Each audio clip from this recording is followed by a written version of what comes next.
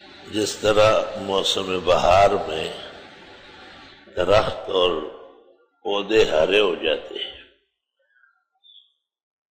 جن کی جڑیں زمین سے ملی ہوئی ہو، اس طرح رمضان شریف بھی ایک موسم بہار ہے ایمانیات اور عملیات کے لیے، جس میں کسی درجے میں بھی ایمان و اسلام ہوتا ہے وہ آگے بڑھ جاتا ہے، مسجد میں آتا ہے، نمازیں پڑھتا ہے، روزے رکھتا ہے، تراویح پڑھتا ہے۔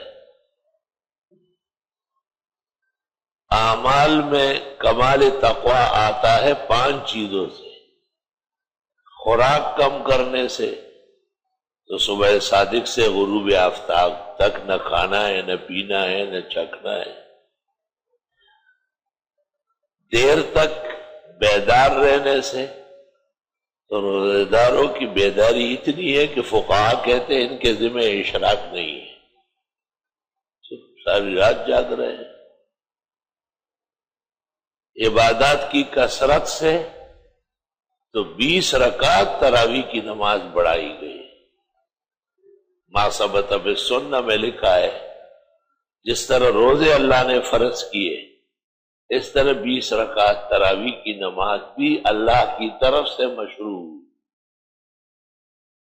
شہر جعل اللہ صیامہ فریضۃ وقیام لیلہ تطوعا، محدثین نے اس کا یہی مطلب بیان کیا ہے کہ روزے فرض قطعی ہے، یقینی ہے، اور روزوں کے احترام و تقدس میں 20 رکعت تراویح مع المکتوبہ والوتر الثلاث یہ سنت مشروع و مؤکدہ ہے۔